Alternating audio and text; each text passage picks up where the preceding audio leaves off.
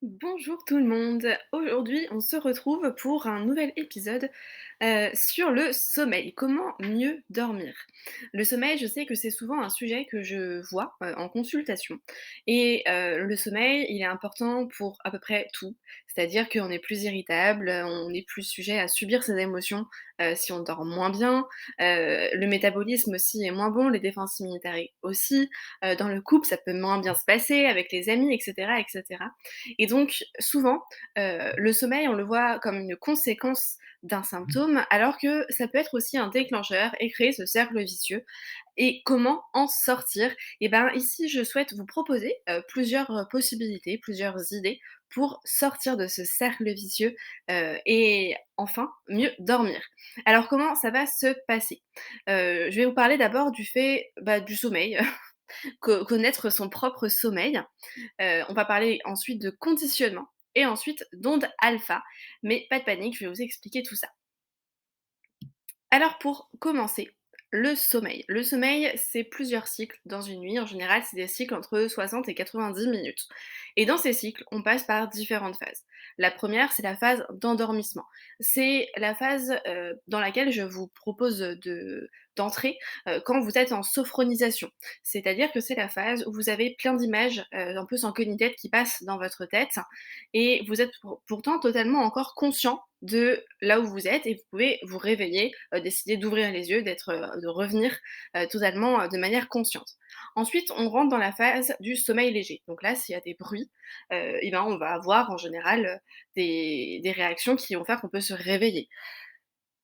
La phase du sommeil léger continue et on arrive dans le sommeil profond. Le sommeil profond, c'est la meilleure période du sommeil pour la récupération physique et la mémorisation.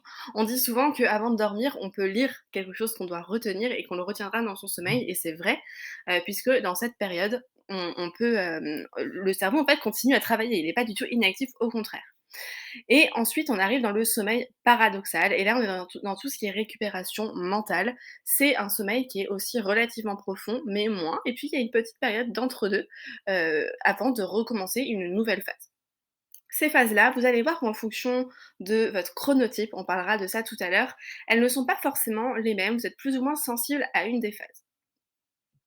Quelques règles de base pour dormir, je sais, on vous les répète en long, en large et en travers. Je vais encore vous les répéter parce qu'elles sont importantes et moi-même quand on me les a dites, j'ai levé les yeux au ciel, mais pour avoir testé, c'est vrai que, ça marche.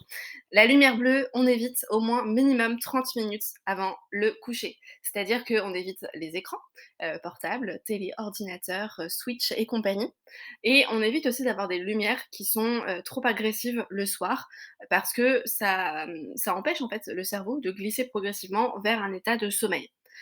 Le lit doit rester un lieu pour dormir. Si vous souhaitez lire, si vous souhaitez faire un jeu, si vous souhaitez, travailler, faire vos devoirs et cetera, ne les faites pas au lit parce que le but, c'est que votre cerveau associe le lit comme le lieu pour dormir. Si vous vous mettez dans votre lit à n'importe quel moment de la journée, et ben, le cerveau, il n'associera pas forcément ce lieu à un lieu de détente, de sommeil, et donc il sera complètement chamboulé. Et puis, quand on dort, notre température doit baisser de quelques degrés. Et pour ça, si vous prenez une douche bien chaude avant, ça ne marche pas. Le but, c'est d'avoir de la fraîcheur et donc de prendre une douche plutôt fraîche avant de dormir pour faire descendre en température le corps. Ça peut être que bénéfique pour mieux vous endormir et puis globalement baisser la température de votre pièce. C'est idéal. En général, une température entre 17 et 18 degrés, c'est pas mal. Et puis, si vous avez peur d'avoir froid, couvrez-vous, mais ne mettez pas la température de la pièce trop chaude. Quand on dort, quand on vit tout simplement, le cerveau a des différentes ondes, des ondes cérébrales. Ces ondes cérébrales, elles ont un rythme différent en fonction de l'onde. Il y a différents types d'ondes, il y a les ondes alpha, c'est les ondes du calme, de l'endormissement, les ondes bêta, c'est les ondes de l'éveil, les ondes θ, c'est quand on a l'installation du sommeil après l'endormissement, et les ondes delta, c'est les ondes du sommeil profond. Nous, ce qui nous intéresse, ce sont les ondes alpha, parce que c'est des ondes qu'on peut facilement stimuler avec la sophrologie et d'autres exercices.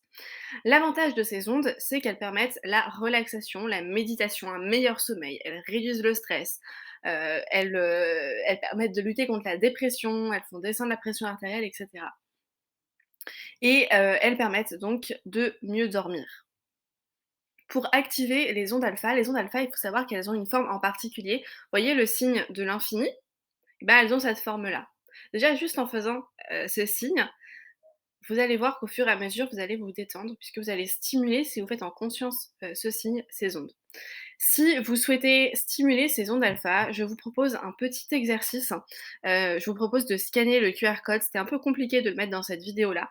C'est un petit exercice d'art-thérapie, mixé à de la sophrologie. Vous verrez, tout est expliqué.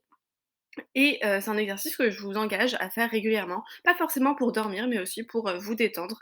En plus, c'est un moment toujours, créatif et sympa et puis n'hésitez pas à m'envoyer vos œuvres, quand vous aurez fait cet exercice. Et puis me dire évidemment ce que vous en pensez. Je vous parlais de chronotypes. Les chronotypes, ce sont, comment on fonctionne, de quoi on a besoin pour dormir. Vous connaissez tous des personnes qui sont lève-tôt, d'autres qui sont couche-tard, d'autres qui n'ont pas besoin de beaucoup de sommeil. Et beh, oui, parce que chacun a un chronotype différent et si, vous décidez que vous allez vous lever tous les matins à 4 heures alors que vous êtes plutôt un couche-tard, ça sert à rien. Vous allez juste vous faire du mal, ça va pas être efficace. Alors moi, ce que je vous invite à faire, c'est à connaître votre chronotype. Comment? Il y a plein de tests qui existent sur internet.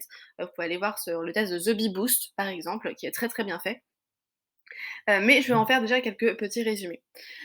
L'ours, on va dire que c'est la majorité de la population, c'est le fameux rythme métro, boulot, dodo, c'est 50 de la population. Et l'ours en général, il a besoin de 8 heures de sommeil et il arrive à dormir en fonction des heures d'ensoleillement. Donc l'été, il va peut-être un peu moins dormir, mais ça va aller, c'est un sommeil globalement, voilà, il va faire, du 22 heures, 23 heures, 8 heures, c'est logique. Le chronotype dauphin, c'est 10 à peu près de la population. Ce sont des petits dormeurs. Ils n'ont pas forcément besoin de dormir, 8-10 heures, parfois, en fonction des périodes, ça peut être 4-6 heures. Leur sommeil est très léger et dans la fameuse explication du sommeil, que je vous ai montré, en fait, ils passent peu en sommeil profond. Leur sommeil profond, il reste assez léger, donc ils ont un peu de mal à se reposer et ils sont souvent plus sujets aussi aux insomnies. Un peu sur le qui-vive, on retrouve, souvent des personnes, assez, artistes dans ces types de chronotypes. Et donc, les personnes qui ont un chronotype, dauphin, ils peuvent à la fois dormir tard et se lever tôt. Alors évidemment, c'est des personnes qui restent humaines, parfois ils sont plus fatigués que d'autres. Je le dis en connaissance de cause parce que moi j'ai ce chronotype. Les personnes de type loup, ce sont des couche-tard. Donc si vous êtes un chronotype type loup, oubliez, le principe du miracle morning, avec mon super accent, anglais, c'est pas pour vous. Vous avez besoin de temps pour vous lever le matin, par contre vous êtes très efficace le soir et ça correspond à peu près à 20 de la population. Et les personnes pardon, les personnes de type lion, ce sont des lève-tôt. Par contre, après 22 heures, c'est plus compliqué pour certains, et c'est aussi environ 20 de la population. Et ce qui est intéressant, c'est qu'en fonction de vos chronotypes, vos zones de productivité ne sont pas placées au même moment. Et donc, vous allez voir que ces chronotypes-là, et ben, finalement, ils influencent, votre sommeil, mais aussi toute votre journée. Hop, hop, hop, qu'est-ce que je voulais vous dire sur les chronotypes? Les chronotypes, ça arrive que, dans sa vie, on évolue et c'est normal. Donc, peut-être qu'avant vous étiez plutôt ours et puis que vous passez plutôt dauphin. C'est OK, c'est normal et c'est pas grave. Et donc, en fonction de, votre chronotype, c'est inutile de vouloir à tout prix vous coucher tôt ou tard si ça ne vous correspond pas. Et donc la règle numéro 1 pour un bon sommeil, c'est de se connaître et d'adapter à son rythme. Règle numéro 2, adapter sa respiration. Hem On peut remarquer que dans la population actuelle, la plupart de la population respire mal. C'est-à-dire qu'on a une respiration qui est bloquée en haut, qui oxygène pas assez les cellules et qui n'est pas une respiration de détente. La respiration abdominale, c'est la respiration qu'ont les bébés, naturelle en fait. C'est une respiration où quand on met une main sur le ventre il se lève, quand on inspire et quand on expire, il rentre. Si vous avez du mal à la sentir, je vais vous inviter à suivre ce petit emoji là qui respire en mettant une main sur votre ventre et en vous centrant sur les vagues de votre ventre. Vous inspirez en gonflant et vous soufflez en rentrant. Au départ, peut-être que ça peut faire un peu forcé, mais au fur et à mesure, vous allez vous y habituer. Ça, c'est vraiment la respiration pour instaurer le sommeil et globalement la détente. Si à un moment vous êtes, stressé pour X raison, c'est cette respiration-là qu'il faut avoir. La respiration carrée, c'est un type de respiration qui est excellent pour adapter justement sa respiration en conscience quand, elle va trop vite, quand on a du mal, globalement à s'apaiser. Vous allez imaginer un carré et vous allez inspirer, alors en fonction de votre capacité respiratoire, entre 3 et 6 secondes, en faisant ce geste-là. Vous bloquez sur 3 ou 6 secondes et vous soufflez sur 3 ou 6 secondes et vous bloquez et vous recommencez ça 10 fois. Et en faisant ça, spontanément, votre respiration, elle devient abdominale, elle est plus lente, elle est plus propice au sommeil. Et puis, je vous invite aussi à faire ce qu'on appelle une respiration ancrée. C'est-à-dire qu'à chaque respiration, à chaque inspiration, expiration, vous allez visualiser que vous êtes sur un petit nuage et que vous vous enfoncez un peu plus en prenant conscience de vos points d'appui. Et vous allez visualiser ça. Et je vous promets qu'en faisant ça, ce sera beaucoup plus simple de vous endormir et peut-être que même avant, que je vous présente la suite, vous serez déjà endormi.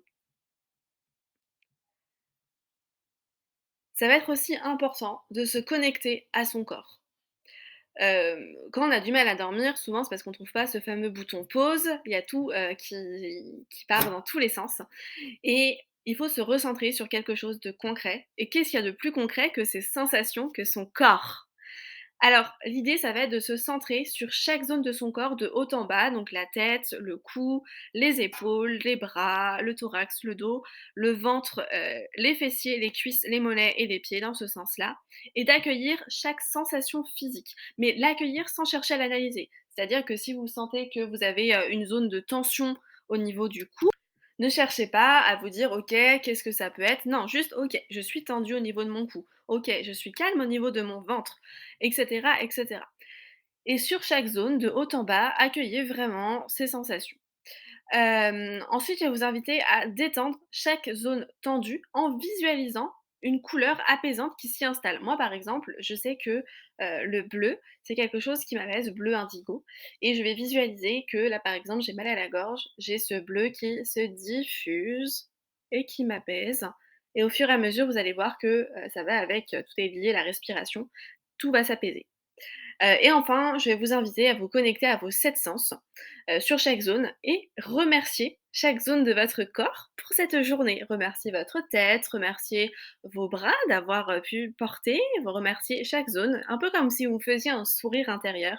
Ça permet de clôturer la journée et de s'apaiser. Et puis, en parlant de clôturer, l'idée, ça va être surtout d'être dans le présent. Grâce à plusieurs choses, les 5 sens qu'on a évoqués et pour ça 2 petits exercices.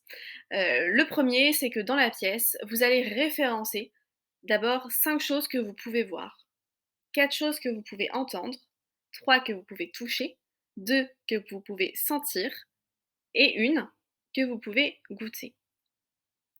Ça va vous permettre de vous centrer sur le présent, là où vous êtes. Et puis vous allez pouvoir aussi visualiser un objet. Un objet, imaginaire que vous allez visualiser, ça peut être par exemple une pomme et imaginez que vous l'avez dans votre main. Visualisez sa forme, sa texture, sa couleur, sa température, sa fonction, son odeur, s'il y a un son, s'il y a un goût, s'il y a une émotion qui vient et juste en vous centrant là-dessus, vous serez que dans le présent. Et puis on va parler du fameux bouton pause, mystérieux. Alors, il n'existe pas, hein, bien sûr, mais il y a des choses qui permettent d'apaiser. Ça va être relâcher votre corps comme on en a parlé, activer la respiration abdominale, donc c'est vraiment un résumé, hein, de tout ce que je vous ai dit, en vous centrant sur les vagues de votre respiration et visualiser. La visualisation positive, c'est quelque chose de très puissant. Le cerveau, il fait pas la différence entre ce qu'il vit vraiment et ce qu'il imagine. Et donc, je vais vous inviter, quand vous aurez bien tout relâché, à visualiser une grande roue, vous savez, comme par exemple la roue de la fortune qu'on fait tourner, qui tourne, et à chaque nouveau tour, ça fait un son. Alors peut-être un shpock, un ding, peu importe. Et vous regardez cette roue tourner. Shtock, shtock, shtock. Et puis au fur et à mesure, elle se ralentit. Shtock, je toque, et les sons sont de plus éloignés les uns des autres. Et je remarque que j'ai fait une faute sur les sons. Et au fur et à mesure, la roue, elle s'arrête. Et il n'y a plus de bruit. Et c'est le moment de s'endormir. Alors évidemment, là, c'est quelques pistes que je vous propose parmi plein d'autres pistes. L'essentiel, c'est de trouver celle qui vous correspond. La visualisation positive, essayez d'imaginer un endroit dans lequel vous vous sentez bien. Connectez-vous toujours avec vos 5 sens dans cet endroit, les odeurs, les couleurs, la saison, les sons, etc. Ça, c'est une visualisation qui peut permettre aussi de s'endormir. La méthode Vitose, c'est une méthode qui permet de faire des gestes en conscience. C'est aussi très utile. Et puis le bon vieux carnet, de noter les choses qui nous encombrent, d'arracher la feuille, de la jeter ou au contraire de la garder si on a peur d'oublier, parce que c'est une liste par exemple pour le lendemain, mais en tout cas de mettre les choses de côté. Un petit récap, dormir, ce qui est important, c'est d'abord de se connaître. Sachez connaître votre chronotype. Ensuite, on va activer la respiration abdominale et ancrée, qui va permettre de s'ancrer dans le présent en se reconnectant à son corps par ses sens et d'activer les ondes alpha pour s'endormir. Si vous avez des difficultés de sommeil ou autre chose, n'hésitez pas à me contacter, je vous accueillerai avec plaisir, je vous renseignerai aussi avec plaisir. Vous avez la possibilité de prendre des rendez-vous découvertes qui sont gratuits, des séances tests qui ne le sont pas mais qui sont à moindre prix. Et sachez qu'actuellement, jusqu'à octobre 2023, je teste les tarifs libres en sophrologie, c'est-à-dire que vous donnez ce que vous voulez par séance. Si vous avez des questions, de toute façon, n'hésitez pas à me contacter, envoyez-moi un message, j'y répondrai avec grand plaisir et à très bientôt!